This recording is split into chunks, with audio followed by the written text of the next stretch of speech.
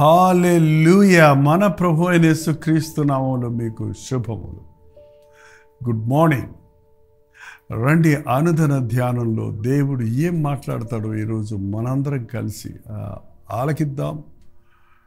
పరిశుద్ధ గ్రంథంలోని ప్రతి మాట అనుదినము మనకెంతో అవసరం కనుక శ్రద్ధగా ఆయన నాతో మాట్లాడాలి అనే ఆశతో చిన్న ప్రార్థనతో ముందుకు వెళ్దాం. పరిశుద్ధుడ నీకు వందనములయ్యా.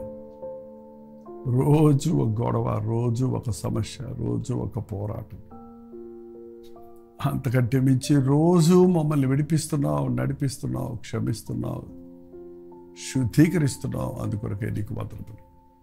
ఈ ఉదయకాలం మరొకసారి నీ మాటను మాకు అనుగ్రహించమని క్రీస్తు నామములో అడుగుచున్నాను తండ్రి. ఆమేన్. అవునండి, ఏ నాటి కీడు ఆ నాటికి చాలు అని ప్రభు చెప్పాడు. చూడండి, మత్తయి సువార్త 6వ అధ్యాయము 34వ వచనంలో, రేపటి గురించి చింతింపకుడి, రేపటి దినము దాని సంగతులు గూర్చి చింతించును, ఏ నాటి కీడు ఆ నాటికి చాలు. ఏ నాటి బాధలు ఆనాడు డీల్ చేస్తే చాలు, వాటిని సరిచేసుకుంటే చాలు, వాటిని అధిరోహిస్తే చాలు, వాటిని జయిస్తే చాలు. ఏ రోజు పోరాటాలు ఆ రోజు పోరాడితే చాలు. రేపటి పోరాటం ఇవాళ పోరాడవలసిన అవసరం లేదు. ఏనాటి చింత ఆనాడు చాలు, రేపటి గురించి చింతించనక్కర్లేదు. కానీ మనం చేసేది ఏంటి? ఈరోజు విషయంలో దేవుడు చేసిన మేలులు కానీ, దేవుని ప్రణాళికలు కానీ, దేవుని చిత్తము కానీ, దేవుని గొప్పతనమును కానీ ఎరగాలనే ఆశ, ఈరోజు ఎదుర్కొంటున్న సమస్యలో నుంచి బయటపడాలి అనే ఆశ కంటే, ఆ భారం కంటే, ఆ చింత కంటే రేపేమి సంభవించునో అనే దిగులు, రేపెలా అనే బాధ, నేను వృద్ధుణ్ణైతే ఎలా, నేను అనారోగ్య పాలైతే ఎలా, రేపు మా పిల్లలకు పెళ్ళిళ్ళు అయిపోతే మా స్థితి ఏంటంటే రేపు అనేది ఆ చింతంతా మూటగట్టుకొని వాళ్ళ అనేకులు కుమిలిపోతూ ఉన్నారు. అందుకే ప్రభు చెప్పాడు, రేపటిని గురించి చింతించొద్దు.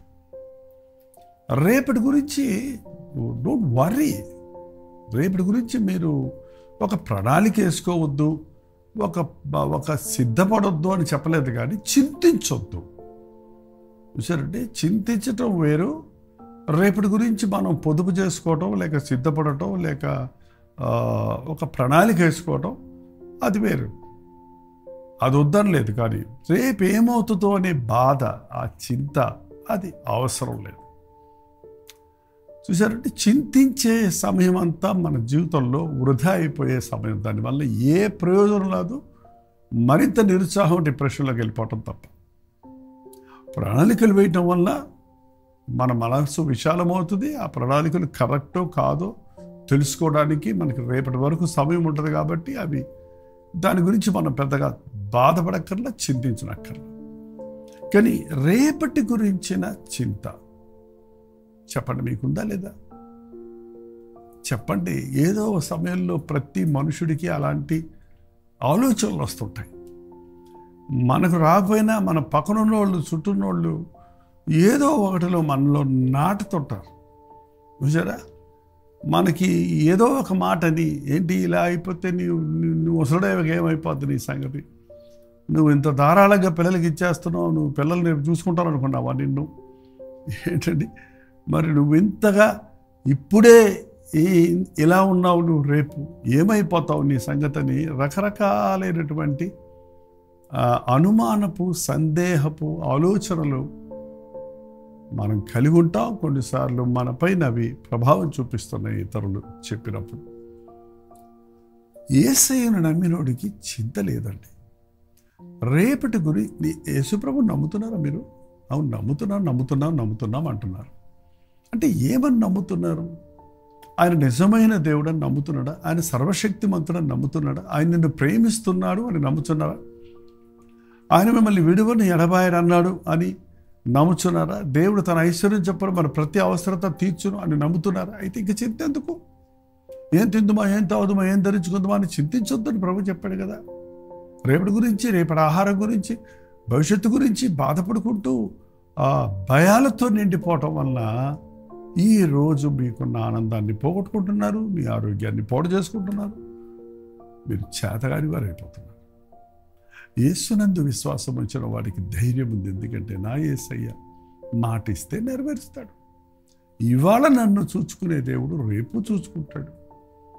నేను నిష్ప్రయోజకుడిగా ఉన్నప్పుడే నన్ను ప్రేమించిన దేవుడు నేను వృద్ధాప్యంలోకి వెళ్ళినా కూడా నన్ను విడువడు అనే విషయం మనం ఎప్పుడు గుర్తుపెట్టుకోవాలి. ఎప్పటికప్పుడు దేవుని మీద మనం విశ్వాసం ఉంచాలి. ఈరోజు చింతలు వేరు, రేపు చింతలు వేరండి. ఈరోజు వచ్చే బాధలు వేరు, రేపు ఇంకో రకం బాధలు వస్తాయి, ఇంకా ఇంకో రకం బాధలు వస్తాయి.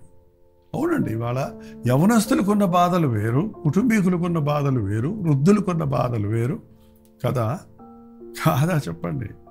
మా పాస్టర్ గారులకున్న బాధలు వేరు, విశ్వాసులకున్న బాధలు వేరు, లోకంలో అవిశ్వాసులకున్న బాధలు వేరు. ఆయా పరిధిలో మనం రకరకాల సమస్యలను ఎన్నుకుంటుంటాం. ఒకవేళ కొంతమందికి చక్కగా కావలసినంత ఆహారం ఉంటుంది, అధికంగా లోటు ఉండదు, కానీ వాళ్ళకి అనారోగ్యం ఉంటుంది, వారికి ఆహారం జీర్ణాన్ని పరిస్థితి ఉంటుంది. ఏం ప్రయోజనం? కొంతమందికి బాగా ఆకలి దంచేస్తుంటుంది, కానీ తినడానికి ఏమో ఉండదు. ఇలాంటి పరిస్థితుల్లో ఏది ఏమైనా యేసయ్య ఆకలి కొనిన వారిని తృప్తిపరిచేవాడుగా ఉన్నాడు. ప్రభు రేపటి గురించి మనకు సిద్ధపరిచిన వాడుగా ఉన్నాడు. నేను వెళ్ళి మీకు నివాస స్థలములు సిద్ధపరిచి నేను ఉండే స్థలంలో మీరు ఉండలాగా మరల వచ్చి నేను మిమ్మల్ని తీసుకుని వెళ్తానని చెప్పారు కదండి. ప్రభువు నందు విశ్వాసం ఉంచవలను. ఎందుకంటే ఆయన యొక్క రిసోర్సెస్, ఆయన యొక్క రిజర్వాయర్లో ఉన్నాయంటారు చూసారు, రిజర్వ్ బ్యాంక్ అంటారు చూసారు. అంటే ఎక్కడ డబ్బులు అయిపోయినా అక్కడ కొంత రిజర్వ్ అయి ఉంటాయి, కొంత డబ్బు. అలాగూ దేవుని దగ్గర ఉన్న నిధులు, దేవుని దగ్గర ఉన్నటువంటి సమృద్ధి ఎప్పుడు అవి అయిపోవు. ఈ లోకంలో ఉన్న రిజర్వ్ బ్యాంకులు కూడా దివాళా తీస్తాయేమో కానీ పరలోకపు ధన్యతకి ఎవరు చిల్లు పెట్టలేరు. అది ఎన్నటికి సమృద్ధిగానే ఉంటుంది. నువ్వు పరలోకపు బిడ్డగా, దేవుని బిడ్డగా, క్రీస్తు బిడ్డగా, పరలోకపు తండ్రి యొక్క కుమారుడిగా, కుమార్తెగా ప్రభువుని అంగీకరించి ఆయన బిడ్డగా నీవు ఉన్నప్పుడు నీకు ఏ లోటు లేకుండా ఆయన చూస్తాడు. అంతేకాకుండా విలాప వాక్యములు 3వ అధ్యాయము 22వ వచనం చదువుతున్నామనండి. 23వ వచనం చదువుతున్నామనండి. అనుదినము నూతనముగా ఆయనకు వాత్సల్యత పుట్టుచున్నది. అనుదినము అంటే ప్రతి దినము నూతనముగా ఆయనకు వాత్సల్యత పుట్టుచున్నది. ఆయన ప్రేమ పాతది కాదు, ఆయన వాత్సల్యత ఓల్డ్ స్టాక్ కాదు. యేసయ్య ప్రేమకు ఎక్స్పైరీ డేట్ లేదండి. అది శాశ్వతమైన ప్రేమ, అది నిరంతరమైన ప్రేమ. అయితే నూతనంగా నీ అవసరతలకు తగినంతగా, నీ పరిస్థితి నుండి నిన్ను విడిపించగలిగినంతగా, నీవే పరిస్థితిలో ఉన్న నిన్ను ప్రేమించగలిగినంతగా ఆయనకి ఏ రోజుకు ఆ రోజు నూతనముగా వాత్సల్యత పుట్టుచున్నది. ఎడతెగక ఆయన వాత్సల్యత నిలుచుచున్నది. హల్లెలూయా! ఎంత గొప్ప దేవుడు మనకుంటే చిన్న చిన్న విషయాలలో మనం ఎందుకు చింతపడుతూ కూర్చోవడం చెప్పండి. మన సమస్యలన్నిటికీ జవాబు ఆయనే, మన కొదువులు కొరతలు తీర్చేవాడు ఆయనే, మన సంకటాలు కుదిర్చేవాడు ఆయనే, మన మీద దృష్టి ఉంచినవాడు ఆయన. 2 కాసులకు అమ్మబోయే పిచ్చుకలను కూడా పట్టించుకునే దేవుడు ఆయన ఆకారంలో, ఆయన స్వరూపంలో చేయబడిన మనల్ని వదిలేస్తాడా? పోషించడా? సంరక్షించడా? కాపాడడా? నమ్మండి. ఎందుకు చింత? ఎప్పుడు ఏడుస్తూనే ఉంటారు, ఎప్పుడు ఏదో చెప్తూనే ఉంటారు, అది లేదు ఇది లేదు, అదెలా ఇదెలా అని దిగులు, ఆ యొక్క విచారము యేసును నమ్మిన వారికి అక్కర్లేదు. నిజమే, నా దగ్గర ఏమీ లేదు, నిజమే నాకు బలం లేదు, నిజమే, కానీ నా దేవుడు గొప్పవాడు. ఒకరు అన్నారట, నీ సమస్యల గురించి దేవునికి చెప్పకు, నీ సమస్యలతో నీ దేవుని గురించి చెప్పు. ఏమనుకుంటున్నావో నా దేవుడిని. అప్పుడు ఆ సమస్యలు పారిపోతాయి నేను వదిలిపెట్టి. ఏ రోజుకు ఆ రోజు నిన్నటి వాత్సల్యత ఇవాళకి పనికిరాదు. నిన్నటి భక్తి ఇవాళ పనికిరాదు. నిన్నటి సమస్యలకు, రేపటి సమస్యలకు ఈరోజు వాత్సల్యత చాలదు. ఎందుకంటే అది అకార్డింగ్లీ మనకే తెలుసు కదండి. రోజు ఒక రకమైన సమస్య ఉంటుందో చెప్పండి. కొంతమంది చెబుతుంటారు, ఇంట్లో బాగుంటే ఒంట్లో బాగోదు, ఒంట్లో బాగోదు ఇంట్లో బాగోదు, ఒంట్లోనూ బాగుంటే ఆఫీసులో బాగోదు, కాలేజీలో బాగోదు, దేశంలో బాగోదు అని ఏదో ఒకటి వస్తూనే ఉంటుంది. ఎప్పుడు ఏ విధమైన ఉపద్రవాలు వస్తాయో మనకు తెలియదు. ఎన్నో రకాల సమస్యలు ఈ రోజున ప్రపంచంలో తిరుగుతున్నాయి. ఎక్కడ ఏది ఎప్పుడు బర్స్ట్ అవుట్ అవుతుందో మనకు తెలియదు. ప్రభు రాకడ దినాల్లో మనం ఉన్నాం. రేపు మనం ఉంటామో లేదో తెలియదు. మన జీవం ఏ పాటిది ఇంతలో కనబడి అంతలో మాయమయ్యి ఆవిరి వంటి వారిని ఏదేదో ఊహించుకోవటం ఎందుకంటే చెప్పండి. నేనైనను రేపైనను ఒక పట్టణం మీదకు వెళ్ళి వ్యాపారం చేసి లాభము సంపాదించుకుందామని చెప్పుకొని వాళ్ళారా, రేపేమి సంభవించునో మీకు తెలీదు. కాబట్టి అన్నపానములు గలివారినై తృప్తి కలిగి ఉండండి. నీ ప్రార్థనలకు జవాబు ఇవ్వగలిగిన ప్రభువుకు ప్రార్థించేవారిగా ఉండండి. ఒకటేనండి, నిజంగా యేసయ్య నమ్మిన వాడు రేపటి గురించి చింతించడండి. మన చిన్న పిల్లలు తల్లి దగ్గర పాలు తాగిన తర్వాత, ఒక గుక్కుడు పాలు తాగిన తర్వాత అవి చక్కగా నిద్రపోతాయి ఆ బిడ్డలు కదండి. అంతేనా? లేకపోతే మమ్మీ మళ్ళీ రేపు పొద్దున్న ఇస్తావా, రేపు మధ్యాహ్నం ఇస్తావా, మళ్ళీ పాలు ఇస్తావా నాకు అని అడుగుతుందా? అమ్మ నేను ఏడిస్తే నా ఏడుపుని అర్థం చేసుకొని నాకు పాలు కావాలంటే పాలు, నాకు స్నానం కావాలంటే స్నానం, నేను ఏ బాధలో ఉన్నానో ఎరిగి ఆ బాధ నుండి నన్ను నా తల్లి విడిపిస్తుంది అని నమ్ముతుంది. చూసారా? అదేవిధంగా మనం మన పరలోకపు తండ్రిని ఆయనకు ఒక కేక వేస్తే మనం ఏ స్థితిలో ఉన్నప్పటికీ మనల్ని విడిపించగలడు, మన ఆకలి తీర్చగలడు, మన దప్పిక తీర్చగలడు, మనకు ఆదరణ ఇవ్వగలడు, మన అవసరతలు తీర్చగలడు. డబ్బు విషయం కానీ, వస్తువుల విషయం కానీ, ఏదైనా సరేనండి, మనుషులకు అసాధ్యమైనవన్నీ ప్రభు చేయగలరు. నమ్మకం లేనివాడే రేపు మళ్ళీ ఇస్తానులే అంటే ఇప్పుడే ఇచ్చే అంటారు. రేపు వస్తావో రాదో ఎట్ట నమ్మేది అని అంటారు. చూడండి కొందరు. ఏ రోజుకు ఆ రోజు తీసుకోమని దేవుడు చెప్తుంటే ఈ నెలంతా కలిపి నాకు ఇచ్చేయమన్నట్టు, సంవత్సరం అంతా కలిసిన ఆశీర్వాదాలు నాకు ఒకేసారి ఇచ్చేయమన్నట్టు చెప్తున్నారు. అంటే నువ్వు దేవుడిని నమ్మటం లేదన్నమాట. ఆయన నమ్మదగిన దేవుడు. ఆయన ఐగుప్తు వెళ్ళి ఇశ్రాయేల్ దేశం నుంచి బయటికి రప్పించినప్పుడు మార్గంలో వారిని ఏం పెట్టాడండి వాళ్ళకి తినడానికి? ఆకాశము నుండి మన్నా కురిపించాడు. ఆ మన్నా కొత్తిమీర గింజల్లాగా ఉన్న మన్నాను వాళ్ళు అనుదినము మోకాళ్ళ మీద ఉండి మంచు మీద పడ్డటువంటి ఆ గింజలను ఒక పాత్రలో ఏరుకోవాలి. ఆ దినమంతా వాటిని భుజించాలి. అవి ఎవరు దాచుకోకూడదు. రేపటి కోసమని ఎక్కువ ఏరుకుంటే రేపటికి అవి పాడైపోతాయి. అలాగే కొందరు అలాగే ఏరి పెట్టుకున్నారంట, అవి కంపు కొట్టి అని ఉంది బైబిల్.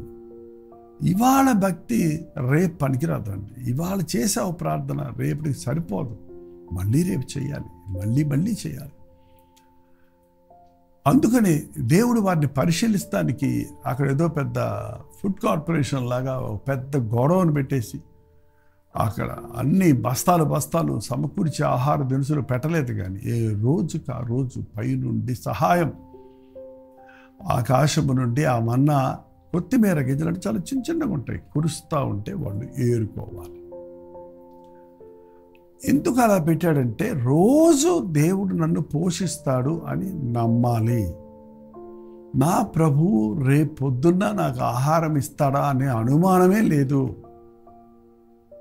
నీవు తెల్లవారేటప్పటికీ సూర్యుడు ఉదయిస్తున్నాడు, నువ్వు పడుకునేటప్పటికీ సూర్యుడు అస్తమిస్తున్నాడు. ఎప్పుడైనా మనం అపనమ్మకస్తులమే కానీ సూర్యుడు ఉదయించకుండా ఉన్న రోజు ఉందా? చంద్రుడు ప్రకాశింపకుండా ఉన్న సమయం ఉందా? దేవుడికి సర్వ సృష్టి కూడా లోబడుతుంది. మనం ప్రభు మీద నమ్మకం ఉంచాలి. ఒకసారి నిర్గమాకాండం 15వ అధ్యాయం 4వ వచనంలో చూస్తే, యెహోవా మోషేను చూచి, ఇదిగో నేను ఆకాశము నుండి మీ కొరకు ఆహారము కురిపించదను, వారు నా ధర్మశాస్త్రమును అనుసరించి నడుచుదురో లేదో అని నేను వారిని పరీక్షించినట్లు, వారు నా వాక్యానుసారంగా నడుస్తారా లేదా, నన్ను నమ్ముతారా లేదా అని పరిశీలించినట్లు ఈ ప్రజలు వెళ్ళి ఏనాటి భత్యము ఆనాడే కూర్చుకొనవలెను. ఏనాటి భక్తి ఆనాడే కలిగి ఉండాలి. ఏనాటి ప్రార్థన ఆనాడే చేయాలి. ఏనాడు దేవుడు మనకి ఏం కావాలని అడుగుతామో అది ఆనాడే ప్రభు ఇస్తాడు. ఎప్పటికప్పుడు మన ప్రభు మన ప్రతి అవసరాన్ని తీరుస్తాడు. నమ్మకం ఉంచండి, దిగులు పడకండి, రేపటి గురించి చింతించకండి. ఈరోజు చింతుంటే మీ చింత యావత్తు ఆయన మీద వేయండి. ఆయన మీ అవసరతలన్నీ తీరుస్తాడు. ప్రార్థన. పరిశుద్ధుడ, ప్రేమగల తండ్రి, మరొకసారి నాయన నీ నామంలో మేము కూడి నీవెంత గొప్ప దేవుడు అన్నది గుర్తిస్తున్నాం. నీ ప్రేమను బట్టి నిన్ను స్తుతిస్తున్నాం. ఎక్కడెక్కడి నుంచి నీ బిడ్డలు నీ మాటలు వింటూ ఎన్నెన్ని చింతలు మీద వేసుకొని కుములుతూ ఉన్నారో అట్టి వారిని ఒక్కసారి చూడయ్యా. ఈరోజు మమ్మల్ని విడిపించే దేవుడవు. రేపు కాదు, మా జీవితకాలం అంతా మా అవసరతలన్నీ తీరుస్తావన్న విశ్వాసం మాకు దయచే. రేపటి గురించి చింతిస్తూ కూర్చొని ఈ రోజును వృధాపరుచుకోక, ఈనాటి కీడు ఆనాటికి చాలు, అనుదినము ఆయనకు నూతనముగా వాత్సల్యత పుట్టుచున్నది.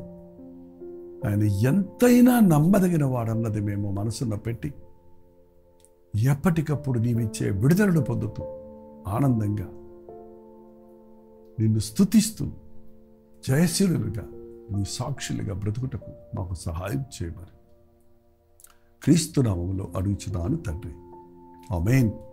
తండ్రి అయిన దేవుని యొక్క ప్రేమయు, కుమారుడైన క్రీస్తు యొక్క కృపయు, ఆదరణకర్త అయిన పరిశుద్ధాత్మ యొక్క సహవాసమును కూడి వచ్చిన మనందరికీ ఇప్పుడున్న సదాకాలము తోడైండును గాక. ఆమేన్. దేవుని స్తోత్రం. మీరు ఎక్కడెక్కడి నుంచి వీక్షిస్తున్నారో మీ ప్రార్థన అవసరతలు, భారాలు లైవ్ చాట్లకు వచ్చి టైప్ చేయటమే కాకుండా ఒక వాట్సాప్ మెసేజ్ ద్వారా తెలియచేయండి. 954041 నెంబర్కి. ఇతర దేశాల్లో ఉంటే 9100100888 నెంబర్కి ఎప్పటికప్పుడు మీ ప్రార్థన అవసరతలు తెలియజేయండి. మీకోసం ప్రార్థిస్తున్నాం. మీ ప్రైజ్ రిపోర్ట్స్ తెలియజేయండి. దాన్ని బట్టి ప్రభువును స్తుతించి మరింత ప్రోత్సాహకరంగా ఈ కార్యక్రమాలన్నీ కొనసాగించగలుగుతాం. అంతేకాకుండా భారభరితమైన ఈ పరిచర్యలో, మరి ముఖ్యంగా 6 భాషల్లో ప్రసారమవుతున్న టెలివిజన్ పరిచర్యలో మీరు పాలుభాగస్తులుగా ఉండాలని ఆశిస్తే, ప్రభువు మనం ప్రేరేపిస్తే మీ విరాళములు, కానుకలు ఆన్లైన్ ద్వారా లేక డీడీ చెక్స్ ద్వారా లేక మో ద్వారా మీరు పంపించవచ్చు. లేదా QR కోడ్ ఇవ్వబడింది, బ్యాంక్ అకౌంట్ల ద్వారా ట్రాన్స్ఫర్ చేయొచ్చు. డబ్బులు అడుగుతున్నాం అనుకోకండి. ఆధ్యాత్మికంగా బలపడుతున్న మీరు ఆర్థికంగా ఇటువంటి పరిచర్యలు పోషించవలసి ఉన్నది. మీరు పంపే ప్రతి కానుక దేవునికి లెక్కప్పచెప్పవలసినట్టుగా ఆయన రాజ్యం కొరకే వాడుతున్నాం. కాబట్టి ప్రభువును ప్రేరేపిస్తే మీ వివరాలను పంపి దైవాశీస్సులు పొందండి. ఈ విషయంలో మీకు ఇంకా వివరాలు కావాలంటే 8939393939 అనే నెంబర్కి మీరు కాల్ చేయండి. మార్నింగ్ 10 to ఈవినింగ్ 10 వరకు. లేదా వాట్సాప్ పెట్టండి. రోజు చిత్తమైతే మధ్యాహ్నం 3 గంటలకు హెచ్చరిక, అలాగే రాత్రి 9 గంటలకి లైవ్లో జూమ్లో మళ్ళీ కలుసుకుందాం. అంతవరకు దేవుని మహాకృప మీ తోడైన గాక.